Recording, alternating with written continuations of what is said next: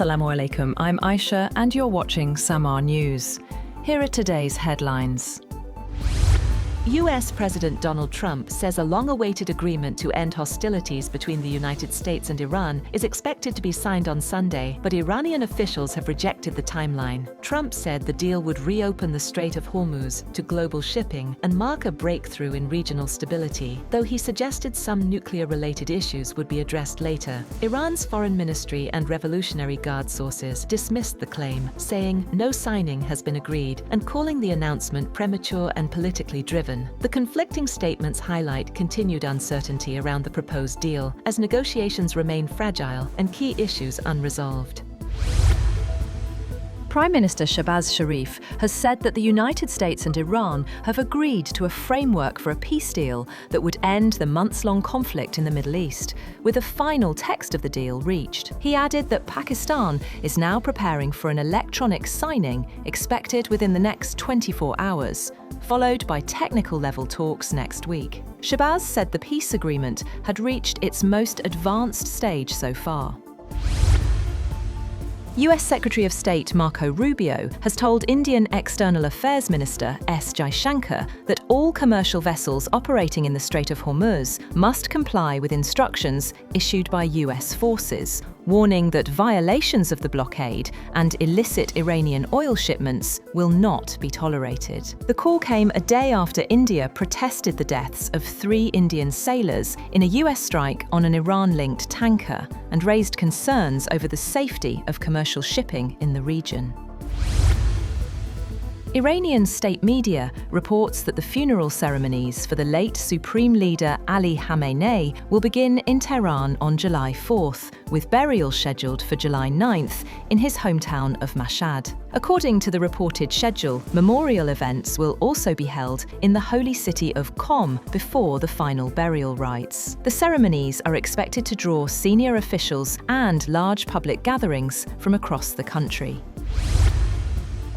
US President Donald Trump has told Israeli Prime Minister Benjamin Netanyahu that it was time to end the war with Iran, as Washington moves closer to a possible agreement with Tehran. According to a senior US official cited by Axios, Trump called Netanyahu and described the potential US-Iran agreement as a great deal. Netanyahu reportedly expressed concern that any deal must address Iran's nuclear program. However, he avoided a significant argument with the US president. Axios cited a source with direct knowledge of the call, who said Netanyahu was caught off guard by the pending US-Iran agreement. Arachi has also said that nuclear talks with the United States would only take place at a later stage and would not proceed unless a proposed interim deal was implemented. The state TV quoted him as saying that the interim deal would include reopening the Strait of Hormuz and ending conflicts on multiple fronts, adding that a memorandum of understanding had not yet been signed and could still change. Somaliland President Abdirahman Mohamed Abdullahi is expected to visit Israel, according to Israeli media reports, in what would mark a significant diplomatic development between the two sides. The visit, reportedly scheduled for Tuesday, has not been officially confirmed by Somaliland authorities. If it goes ahead, it would be the first such trip since Israel became the first country to recognize the self-declared republic. Online diplomatic signals and media reports have fueled speculation, but no formal statement has been issued by Somaliland's presidency or foreign ministry. North Korea has declared that the idea of denuclearization is irreversibly terminated, rejecting renewed international calls for nuclear disarmament. A foreign ministry spokesperson said the country's status as a nuclear weapons state is irreversible, dismissing US and allied pressure as meaningless rhetoric. The statement also criticized recent US-South Korea defense coordination, accusing both countries of escalating tensions through expanded nuclear deterrence planning. Pyongyang said such moves amount to a direct security threat.